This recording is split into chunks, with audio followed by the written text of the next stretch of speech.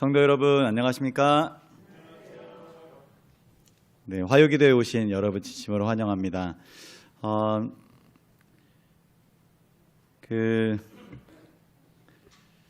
먼저 좀 죄송하고 감사한 마음으로 이 단에 씁니다. 왜냐하면 이 단에 쓰면 마스크를 벗을 수 있는데 그래서 많이 좀 시원한 느낌이 좀 들어서 저만 느끼는 것 같아서 죄송한 마음이 있고요. 시원한 선풍기가 또 저를 시원하게 해줘서 제가 아주 기분이 좋습니다. 그리고 제가 지난주에 공중전도 강사 양성 세미나 차 안면도 연수원에 다녀왔는데요. 그곳에서 많은 강의를 들으면서 우리 성도님들이 고생이 많으시구나 그런 생각을 제가 해보면서 감사한 마음으로 이 단에 쓰게 됐습니다. 아무쪼록 우리 성도님들 제가 잘 집중하실 수 있도록 좀 쉽고 또 그리고 와닿게 설명을 잘 할 수도 있도록 우리 성령께서 또 지혜를 주시면 그런 마음으로 들어주시고 기도해 주시면 감사하겠습니다. 오늘 설교 제목은 타락의 결과입니다. 본문은 민수기 25장 1절부터 5절까지에 있는 말씀입니다. 홀수절은 하얀색 글씨는 제가 읽겠습니다. 우리 성도 여러분께서는 주황색 글씨 짝수절을 읽어주시면 감사하겠습니다. 이스라엘이 시딤에 머물러 있더니 그 백성이 모압 여자들과 음행하기를 시작하니라.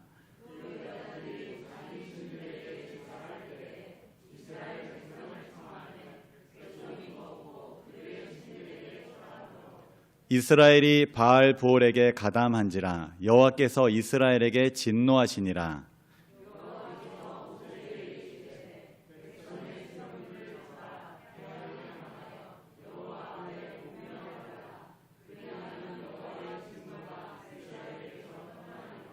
모세가 이스라엘 재판관들에게 이르되 너희는 각각 바알 부올에게 가담한 사람들을 죽이라 하니라.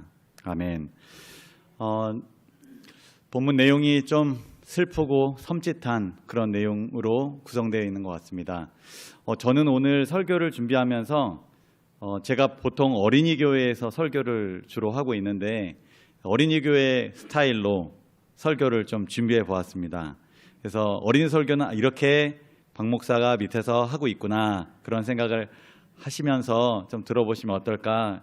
또 어린이들도 있고 또 같이 참여하는 예배가 되기 위해서 제가 그렇게 좀 구성을 해보았습니다. 그렇다고 수준이 낮은 것은 아니라는 사실 들어보시면 아시게 되실 겁니다. 본문에 대한 이해를 돕기 위해 퀴즈를 몇 개 내겠습니다.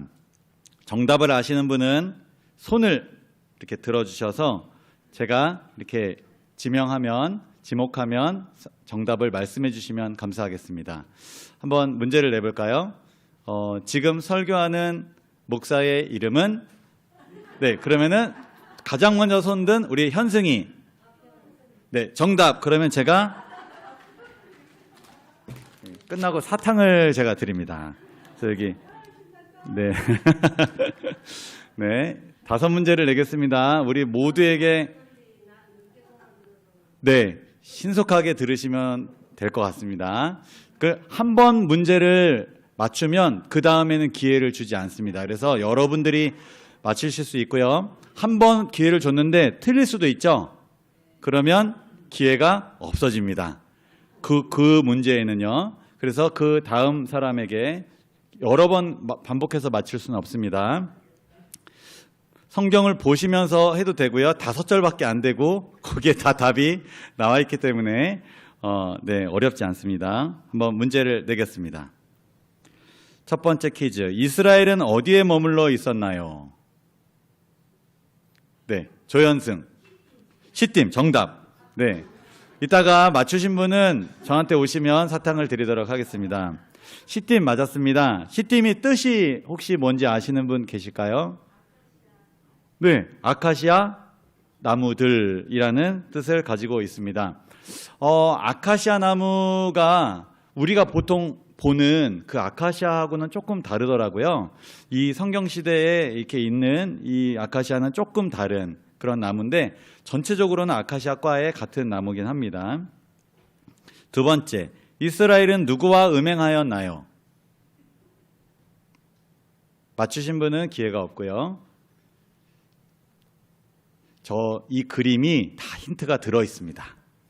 네, 김영신 집사님. 모압. 조금 부족한데요. 기회를 다시. 네?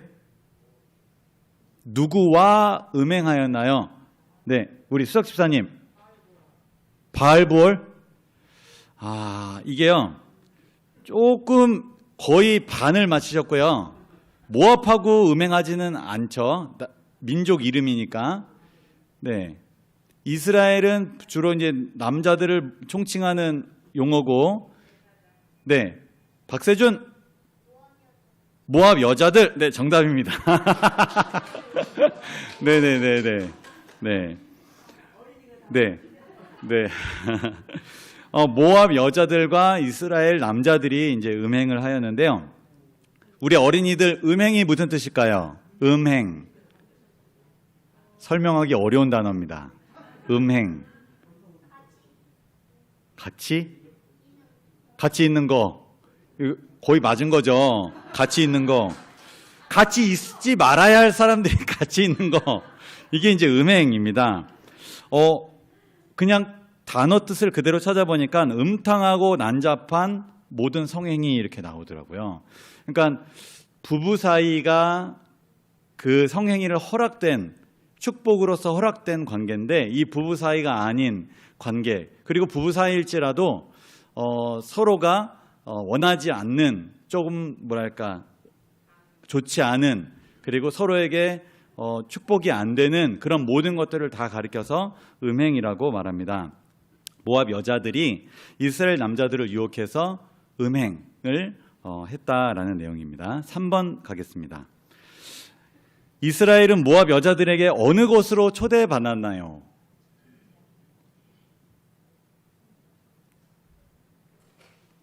음행하고 난 후에 초대한 곳이 있습니다.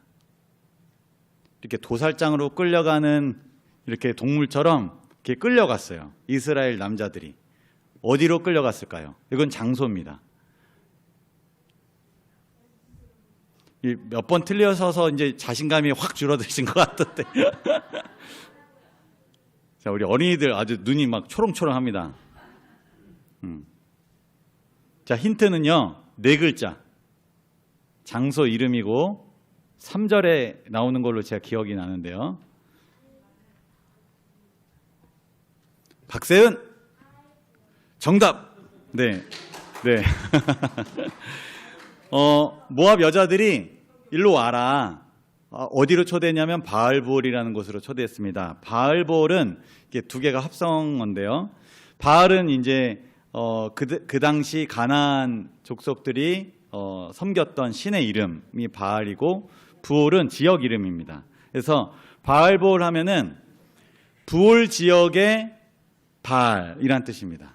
그래서 바알보올로 초대했다라는 것은 이방신 제사를 드리는 그 축제에 초대해서 이방신 예배에 참석시키는 겁니다. 내 친구 초청 안식일 이런 개념으로 오라고 전도회를 해갖고 이제 불러드린 거라고 보셔도 이해하기 쉬울 것 같습니다. 하나님을 예배하는 대표적인 방법이 어떤 예배 방식이 있죠? 하나님을 예배하는 방식. 지금 말고 구약 시대에 하나님을 예배하는 방식, 제사 방식이 어떤 방식이 있죠? 네, 번제 있습니다. 동물에게 안수하고 그 동물을 죽이고, 그리고 그 동물을 하나님께 태워드리는 것. 우리 이승용 목사님께서 레위기 강해를 해주셔서 그 부분 또 잘 이해하시리라 생각나시리라 생각이 들고요. 근데 이 바알부올을 섬겼던 바알 신에게 제사 드렸던 방식은 어떤 방식인지 혹시 아시나요? 이 방식을 알면 하나님이 왜 그토록 싫어하시고 경고하시고 거의 목숨과도 바꿀 정도로 이거 하면은 굉장히 진노하시고 안 좋게 말씀하셨습니다. 이거 절대로 하지 말아라. 네, 사람을 인신제사, 사람을 드립니다. 왜 사람을 왜 드렸을까요? 네, 그것도 있습니다. 그런데 이거 진짜 아이러니한 건데요. 다산과 생명을 더 복주시기를 의미하는 마음에 자기의 아들의 생명을, 아이의 생명을 드리는 겁니다. 바알의 신이 생산과 다산을 주관하는 신입니다. 그래서 이 신에게 제사 드리는 방식이 어떤 방식이냐면 난잡한 그룹 성관계, 수많은 사람들이 모여서 옳지 않은 음행을 같이 거기서 이제 하는 겁니다. 그리고 여사제들과 그리고 예배자들은 주로 남자들이 왔기 때문에 거기서 이제 혼잡한 성관계가 이루어지고 있습니다. 이러한 행위들, 아주 더럽고 그리고 끔찍한 이런 행위들이 동반되는 이 예배, 이런 특징들이 바알을 섬기는 사람들의 특징이었습니다. 네 번째 퀴즈입니다. 하나님은 바알을 예배한 이스라엘에게 어떤 감정을 느끼셨나요? 본문을 보시면 답이 있습니다. 네, 손을 드셔서 네, 박상희 집사님 한번 기회를 제가 드리겠습니다. 진노하셨다. 정답입니다. 하나님께서는 이 바알보울에게 예배한 이 이스라엘을 향하여 진노의 마음을 가지셨습니다. 이 진노는 마음 깊은 곳에서 끓어오르는 이 분노, 화를 의미합니다. 당신의 사랑하는 백성이 지금 다른 신에게 가는 겁니다. 내가 정말 사랑하는 남편, 내가 정말 사랑하는 아내, 내가 정말 사랑하는 그 누군가가 나를 배신하고 내 사랑을 저버리고 다른 신에게 가는 겁니다. 그럴 수도 있지 뭐. 그러면 그 진짜 사랑인가요? 아닙니다. 너무너무 화가 나고 어떻게 이럴 수 있나 하고 내가 그냥 머리끄댕이를 이렇게 하는 마음이 진짜 사랑의 마음입니다. 하나님께서 진노하셨다. 이 말은 우리를 향한 그 사랑이 얼마나 깊고 진실된가, 이것을 보여줍니다. 마지막 퀴즈입니다. 하나님은 모세에게 무엇을 명하셨나요? 네, 박영희 지사님, 네, 다 아시는 것 같습니다.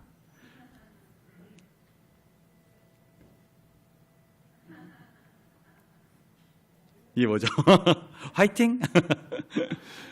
네, 정답을 하겠습니다. 이스라엘의 수령들을 잡아 태양을 향하여 여호와 앞에 목매어 달라라고 명했습니다. 죽이라는 말이죠. 우상 숭배에 참여한 지도자들은 처형당했습니다.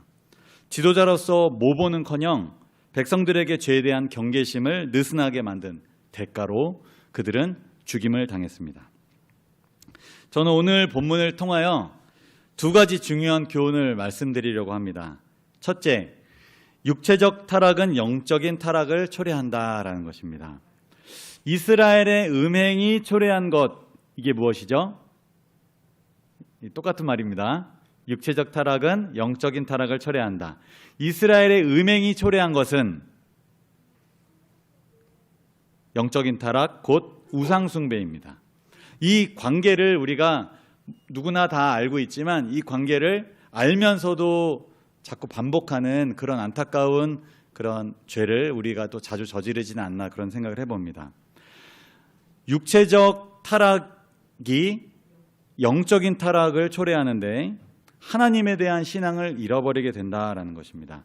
만일 이스라엘 백성이 육적으로 타락하지 않았다면 영적으로도 타락하지 않을 확률이 굉장히 높아집니다. 타락이란 이런 뜻이 있습니다. 우리 어린이들을 위해서 좀 더 찾아봤습니다. 올바른 길에서 벗어나 잘못된 길로 빠지는 것, 이것을 타락이라고 합니다. 그렇다면 육체적 타락이라는 무슨 뜻일까요? 행위, 겉으로 어떤 보이는 부분들, 특히 몸, 마음, 정신, 이런 것들이 올바른 길에서 벗어나서 잘못된 길로 빠지는 것을 광범위한 의미에서 타락이라고 말합니다. 본문에는 어떤 타락을 다루고 있죠? 구체적인 용어로 딱 나온 단어로 하면 음행을 다루고 있습니다. 육체적 타락 중에서 음행을 다루고 있는데 이 육체적 타락의 범주를 조금 더 넓혀보도록 하겠습니다. 왜냐하면 음행에 관련된 부분 이곳에서 굳이 다루지 않아도 진짜 옳지 않다는 것 다 아시죠? 네, 그래서 다루지 않겠습니다. 그리고 또 다루지 않아도 될 연령들도 있고 그래서 육체적 타락 중에서 음행은 제가 많은 부분 좀 다루지 않고 다른 범주를 좀 넓혀보겠습니다. 저는 설교를 준비할 때 특별히 조심하는 것이 있습니다. 제가 한번 말씀드리기도 했는데요. 과식입니다. 과식. 왜 과식을 조심하냐면 과식하면 어떤 증상이 나타나는지 아시죠? 졸립니다. 설교 준비하는데 집중력이 굉장히 필요하거든요. 그리고 책을 많이 보고 이 연결되고 하는 어떤 성령의 역사를 또 필요로 하기 때문에 머리가 팽팽팽팽 잘 돌아가야 됩니다. 그런데 졸리거나 몸이 피곤하면 이 설교 준비가 저는 잘 안 됩니다. 만일 제가 과식의 타락을 계속 유지하고 반복한다면 저의 영적인 타락은 물론 우리 청학교의 성도들도 좋지 않은 영향을 받게 될 것입니다. 육체적 타락이 영적인 타락으로 초래되는 것이죠. 마찬가지로 제7일 안식일 예수 재림교회에서 육체적 타락을 경고하는 이 절제에 대해서 굉장히 강조하는 이유가 여기에 있습니다. 왜 이 교단은 뭐 먹지 말라, 뭐 하지 말라, 뭐 해라, 뭐 몇 시에 일어나라, 몇 시에 자라. 뭐 이렇게 많아. 여기 교회 맞아? 이제 이런 생각이 드는데 이게 다 어디랑 연관돼 있죠? 영적인 타락과 연관돼 있기 때문에 육체적 타락에 대해서 그렇게 강조하고 절제를 중요하게 생각하는 이유가 여기에 있습니다. 갈라디아서 5장 19절부터 21절 제가 읽어보겠습니다. 이 확대된 육체적 타락이라고 생각하시면 좋을 것 같습니다. 육체의 일은 분명하니 곧 음행과 더러운 것과 호색과 우상숭배와 주술과 원수 맺는 것과 분쟁과 시기와 분냄과 당 짓는 것과 분열함과 이단과 투기와 술 취함과 방탕함과 또 그와 같은 것들이라. 전에 너희에게 경계한 것 같이 경계하노니 이런 일을 하는 자들은 하나님의 나라를 유업으로 받지 못할 것이요. 여기 보면 제가 색깔을 빨간색, 주황색, 초록색, 파란색, 보라색 이렇게 5가지 색깔로 구분했습니다. 보라색은 이것의 결과를 말하고 있고요. 앞에 4가지 색깔은 제가 이것을 또 구분을 해봤습니다. 4가지로 구분해봤는데요. 빨간색으로 표시한 것은 성적인 타락입니다. 성적인 것과 관련된 육체적 타락입니다. 그리고 주황색으로 표시한 것은 종교적인 것과 관련된 타락입니다. 그리고 초록색은 인간관계와 관련된 타락입니다. 그리고 마지막으로 파란색은 부절제와 관련된 타락입니다. 어떤 것은 우리와 특별히 상관이 없는 것처럼 보이는 게 있고요. 어떤 것은 우리와 아주 밀접하고 지금도 나에게 괴롭히고 있는, 나를 시험하고 있는, 나를 유혹하고 있는 그런 타락과 관련된 것도 있는 것 같습니다. 이러한 타락의 결과는 하나님의 나라를 유업으로 받지 못할 것입니다. 오늘 본문 민수기 25장에 나온 이 내용과 아주 일맥상통하는 부분입니다. 왜냐하면 이스라엘 백성은 육체적 타락으로 시작해서 우상숭배, 영적 타락으로 이어지고 그 결과가 어떻게 됐죠? 약속의 땅에 들어가지 못하고 처형당하는 결과를 얻게 됩니다. 마찬가지로 이 육체의 일, 이 타락이 우리에게 어떤 영향과 결과를 가져오게 되냐면 하나님의 나라를 유업으로 얻지 못하는, 이 땅에서 죽고 다시 하늘에 올라가지 못하는 그런 경우를 우리가 당하게 된다라는 것입니다. 이 시간 저는 많은 사람에게 적용할 수 있는 이 육체적 타락 중에서 인간관계와 관련된 타락에 대해서 좀 더 생각해 보기 원합니다. 제가 오늘 아침에 말씀 묵상한 구절입니다. 잠언 3장 30절 말씀인데요. 이렇게 기록되어 있습니다. 사람이 내게 악을 행하지 아니하였거든 까닭 없이 더불어 다투지 말며. 이 말씀 진실된 말씀인가요? 네, 저는 이 말씀을 이렇게 생각해 보면서 맞는 말씀이지 그러면서 이러한 질문이 생겨났습니다. 만일 사람이 나에게 악을 행하였다면 그럼 다투어도 되네? 라는 생각을 해봤습니다. 지금 이해되시죠? 저 혼자 가고 있는 거 아니죠? 성경절 다시 보면 사람이 악을 행하지 아니하면 까닭없이 더불어 다투지 말아라 이 말을 했습니다. 그런데 이 말을 이렇게 좀 뒤집어 보면 그럼 나한테 해코지하고 나한테 상처 주고 나를 괴롭게 하고 나를 공격하면 까닭이 있잖아요. 그러면 싸워도 된다 이 말이네요. 그리스도인과 그리스도인 아닌 사람이 무슨 차이가 있죠? 요만큼 화내는 것과 요만큼 화내는 차이? 이거 어떻게 이해하면 좋을까요?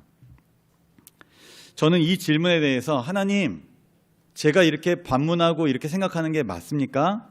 아니면 성경의 다른 부분에 어떤 더 하나님의 진짜 마음, 하나님께서 진짜 원하시는 그 뜻, 그게 무엇입니까? 제가 이렇게 기도하면서 묵상을 하고 있었습니다. 그랬더니 탁 이 성경절이 떠올랐습니다. 누가복음 23장 34절 말씀입니다. 이에 예수께서 이르시되 아버지 저들을 사하여 주옵소서 자기들이 하는 것을 알지 못함이니이다 하시더라. 예수님께서는 악을 행한 사람들에게 다투지 않으셨어요. 그리고 용서하셨습니다. 그리고 다음 말씀도 생각이 났습니다. 로마서 12장 19절입니다. 내 사랑하는 자들아 너희가 친히 원수를 갚지 말고 하나님의 진노하심에 맡기라. 기록되었으되 원수 갚는 것이 내게 있으니 내가 갚으리라고 주께서 말씀하시니라. 하나님께서 인간적인 방법으로 문제를, 원수를 해결하지 말아라 이렇게 말씀하십니다. 하나님의 진노하심으로 친히 원수 갚아줄 테니 너는 가만히 있어라 이렇게 약속하십니다. 짧은 영상 하나를 보여드리겠습니다. 많은 경우에 아시리라 생각합니다. 그렇지만 다시 한번 보시면서 용서의 의미에 대해서, 그리스도인이 보여줄 수 있는 용서에 대해서 한번 생각해 보면 좋겠습니다. 게리 리즈웨이라는 연쇄 살인마를 용서한 로버트 우룰의 이야기입니다.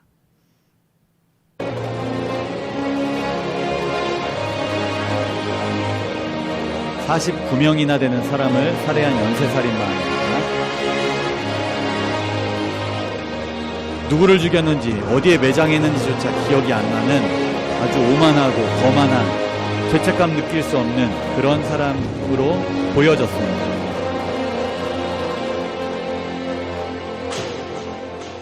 Mr. Ridgway, how do you plead to the charge of aggravated murder in the first degree as charged in count 1 for the death of Wendy Lee Caulfield? Guilty.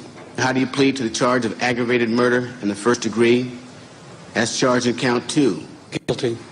Guilty. 잘못은 Guilty. 인정하는데 그렇게 큰 It's like he 죄책감은 didn't 못 have any 느끼는 것처럼 remorse at all 보입니다. for what he had done. You know, he'd killed so many people, he didn't remember who they were, what they looked like. I just couldn't believe that somebody could kill all those people and not remember them. Neither could the angry relatives of his victims, who were invited to 사람들이 speak in 특히 court when Ridgway was 유가족들이 sentenced to 한마디씩 life without parole 그 on December 범죄자에게 18, 2003. 말할 수 있는 기회를 You had said your 받았습니다. memory, when it comes to all of the women you took, was gone. Our memory is not. In your words, you said that they didn't mean anything to you, but she meant everything to us. She was a mother, she was a wife, she was a sister, and we miss her. Gary Ridgway 슬픔과 sat there 분노에 가득 찬 stone-faced as victims' 유가족들의 relatives 말이 damned 나오고 him 있습니다. and mocked him. He's an animal. I wish for him to 저주를 live a 퍼붓기도 long, 하고요. suffering, cruel death. He's gonna go to hell, and that's where he belongs. But then the emotionless 지옥에 facade 나가라라는 finally 말을 할 cracked 정도로 when the father 저주를 of 해도 one of his 꿈쩍도 하지 victims 않는 appeared to 범죄자의 surprise 모습입니다. him with a dose of human kindness. Mr. Ridgway, there are people here that hate you. I'm not one of them. You've made it difficult to live up to what I believe, and it is what God says to do, and that's to forgive. You are forgiven, sir. You are forgiven. you are forgiven.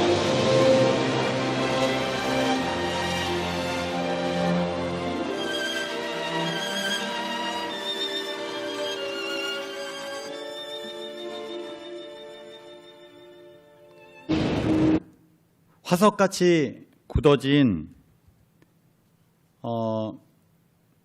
그 게리 리즈웨이 이 범죄자의 이 얼굴, 그 마음을 풀어버린 것은 무엇이었죠? 예, 용서입니다. 근데 용서가 쉬운가요? 어려운가요? 불가능한가요? 네, 어렵습니다. 어린이들이 믿음이 더 좋아요. 네. 근데 저는 거의 불가능에 가깝지 않을까. 그리고 잊혀진다고 하지만 저 아래 묵혀두는 거지, 용서는 이거는 불가능인 것 같습니다. 마음이 어떻게 되지가 않죠. 생각하면 생각할수록 더 화가 나고 더 열이 받으니까. 근데 이 용서를 그렇게 실천하는 것이 얼마나 어려운지 이 로버트 룰 이분은 이 경우를 깨닫고 그 사람을 용서했다. 네, 수동태로 말했죠. 자기가 용서한 게 아니라 하나님께서 용서의 마음을 주셔서 용서가 되었다. 얼마나 이 마음 속에 자기 자녀가 그 사람에 의해서 살해당했는데 그 마음을 어떻게 다스렸을까요? 얼마나 하나님께 용서의 마음을, 저들이 하는 것을 알지 못함이니이다 라고 말한 그 예수의 마음을 내 안에 넣어달라고 얼마나 매달렸을까요? 그는 육체적 타락에서 구원을 받고 그의 영적인 건강도 회복되고, 그리고 그 사람은 하늘에 합당한 사람으로 인정이 된 것입니다. 혹시 우리에게 원수가 있습니까? 서운함, 섭섭함 때문에 부딪히고 있거나 피하고 있는 인간관계가 있습니까? 미움과 분노 그리고 질투심이, 이기심이 우리 마음에 앙금으로 가라앉아 있지는 않습니까? 불편한 사람과 거리를 두면 언젠가 이렇게 탁 때리기 좋은 그런 시기가 올지 모르겠습니다. 네. 이렇게 원수 같은 사람, 외나무 다리에서 만나는 저 고양이와 강아지처럼 저렇게 으르렁거리고 서로 잡아먹지 못해서 이렇게 안달나는 그런 관계, 이렇게 해보면 어떨까요? 원수의 얼굴을 안 보는 방법은 안아주면 된다. 보여요, 안 보여요? 안 보이죠. 이게 어떻게 보면 그냥 웃을 수 있는 이야기지만 우리의 마음이 가장 편하게 되는 방법, 그리고 원수를 용서하는 방법은 용서하기로 마음먹는 것입니다. 이게 어려운데요, 용서하는 것은 불가능하고 용서하기로 마음먹는 것은 어려운 일입니다. 불가능한 것에 투자하시겠습니까? 어려운 것에 투자하시겠습니까? 네, 어려운 게 훨씬 낫죠? 불가능한 것에 투자하면 안 돼요. 용서하려고 노력하면 안 됩니다. 근데 용서하기로 마음을 먹으면 하나님께서 능력으로 역사해 주십니다. 기도하는 것입니다. 용서하기로 결심하고, 하나님 용서하고 싶은데 용서가 안 됩니다. 그래서 주님의 능력이 필요합니다. 저에게 새로운 마음을 주시고 용서의 마음을 주시고 주님의 사랑을 넣어주십시오. 그런데 성도 여러분, 제가 이렇게 뻔한 얘기를 왜 이렇게 강조하냐면, 제가 어떤 어른들과 이야기를 하면서 이 얘기를 듣고 제가 마음이 너무 아팠는데요. 불편한 사람이 있으면 어떻게 하십니까? 적정 거리를 두지. 지혜로운 대답 같아요. 그렇지만 마음이 아팠어요. 왜냐하면 문제를 해결한 게 아니라 문제를 문제로 안 느낄 정도로 거리를 지혜롭게 둔다는 거예요. 이거는 하나님 믿지 않는 사람의 가장 지혜로운 방법 같습니다. 그런데 우리가 하는 방법은, 그리스도인이 하는 방법은 그 사람을 용서하기로 마음을 먹는 것입니다. 그리고 그 능력을 하나님께 구하는 것입니다. 이게 그리스도인의 가장 멋진 모습이라고 생각이 듭니다. 우리가 육체적 타락으로 관계가 어그러졌습니다. 이것을 우리가 바로잡지 않으면 머지않아, 아니 이미 영적인 타락이 시작되어서 지금 어딘가 골마 냄새가 나고 있을지 모르겠습니다. 우리의 이 영적인 문제를 해결하기 위해서 다시 우리는 처음으로 돌아가야 할지 모르겠습니다. 우리가 그렇게 힘들었던, 어려웠던 그 용서의 문제, 관계의 문제, 제가 이 육체일을 다 다룰 수는 없지만 오늘 관계에 국한돼서 말씀드리면 불편한 관계, 힘든 관계, 나랑 스타일이 안 맞는 관계, 어색한 관계, 이 관계를 풀지 않으면 우리는 하늘에 가서 너무너무 힘들게 영원히 살아갈 수도 있을 것입니다. 이 땅에서 연습해야 될 것, 우리에게 주어진 기회는 이 사람 저 사람 나랑 맞지 않는 사람과 맞춰가는 연습을 하는 것입니다. 그리고 불편하면, 화가 나면, 열받으면 그 사람을 부글부글 끓을 때 용서하기로 결심하고 안아보는 연습, 그걸 우리가 해야 될 것 같습니다. 하나님께서 이 기도는 꼭 응답해 주십니다. 네, 다른 거, 내 이기적인 욕심, 그리고 소원 잘 되게 해달라고, 그거는 하나님께서 나에게 가장 필요한 시기 적절할 때 가장 좋은 방법으로 들어주시는 것 있습니다. 그런데 누군가를 용서하는 마음을 달라고 기도하는 것은 하나님께서 꼭 응답해 주실 줄 믿습니다.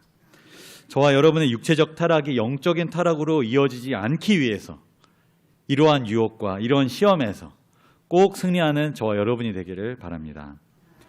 두 번째 교훈, 오늘 말씀드리고 싶은 이 두 번째 교훈은 영적인 타락이 하나님의 심판을 초래했다라는 것입니다. 이 얼마나 무서운 결과인지 모르겠습니다. 타락의 결과 중에서 이 하나님의 심판을 받는 이 타락의 결과, 이것은 저와 여러분이 꼭 경험하지 않게 되기를 바랍니다. 바알볼에게 가담한 이스라엘에게 하나님께서 진노하셨습니다. 영적인 타락을 하고 있는 이스라엘 백성에게 하나님께서 진노하셨어요. 먼저 우상 숭배에 가담한 지도자들을 처형하도록 모세에게 명령하셨습니다. 왜 지도자들에게 명령하셨어요? 왜 지도자들을 처형하셨냐면 그들은 백성이 타락하지 않도록 해야 할 책임을 가진 사람들이었습니다. 하나님께서는 높은 자리에 올려진 사람에게 그 사람이 그 책임을 다하지 않을 때 분명히 책임을 물으십니다. 옳은 길로 이끌어야 하고 깨워야 하고 그들을 일하게 만들어야 하고 하지 못하게 해야 되고 때로는 옳은 소리, 바른 소리 한다고 싫은 소리를 받아야 할 그런 사람들이 바로 지도자들인 것입니다. 하나님의 공의로운 심판을 그들은 피할 수 없었습니다. 저와 여러분은 지도자 맞습니까? 부인하고 싶으셔도 부인할 수 없습니다. 장년은 누구의 지도자인가요? 네, 어린이, 학생의, 청년의 지도자입니다. 우리 여기 계신 모든 성도 여러분 다 지도자 맞으신가요? 어린이들이 다 보고 있습니다. 대답 잘 안 하셨는데 다 보고 있습니다. 부모는 누구의 지도자인가요? 자녀들의 지도자입니다. 저희 아내와 우리 큰 사모님 지금 재림연선에서 아주 즐거운 시간을 보내고 계실 텐데 제가 아이들 밥 먹이고 머리 묶여주고 뭐 빨래하고 숙제 봐주고 위에 옥상에 저희 벼 키우고 있는데 그거 물 주고 이것저것 다 하고 오늘 설교 준비하고 막 이러니까 막 정신이 없더라고요. 사람들이 왜 이렇게 전화가 오늘 또 자주 오는지 계속 전화 오고 저희 아내가 잘 지내고 있어 그런데 제가 좀 짜증이 나서 바쁘니까 끊어. 제가 이렇게 오늘 하루를 보냈는데요. 제가 오늘 고백을 하자면 세은이 머리 묶어주다가 3번 실패하다가 제가 짜증을 냈습니다. 그냥 가. 마음에 안 들어도 그냥 가. 어쩔 수 없어 하면서 조용히 하라고. 네. 부모는 자녀의 지도자입니다. 선배는 후배의 지도자입니다. 현승이들이라고 한 말입니다. 네, 세준이의 지도자가 되는 겁니다. 교회의 직분을 맡은 우리 모든 성도 여러분, 성도들의 지도자입니다. 여기 무슨 부장, 회장, 그리고 수석, 차석, 여기 지사님들 계시죠? 다 지도자이십니다. 저와 여러분은, 그리고 정말 중요한 거 안 했네요. 우리 목사님, 그리고 저, 우리 장로님, 집사님, 다 지도자이십니다. 다 보고 있습니다. 정말 무서운 말인데요. 지도자로서 모본과 책임을 다하고 있는지,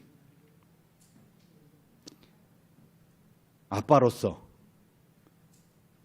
지도자로서 정말 모본을 다하고 있는지,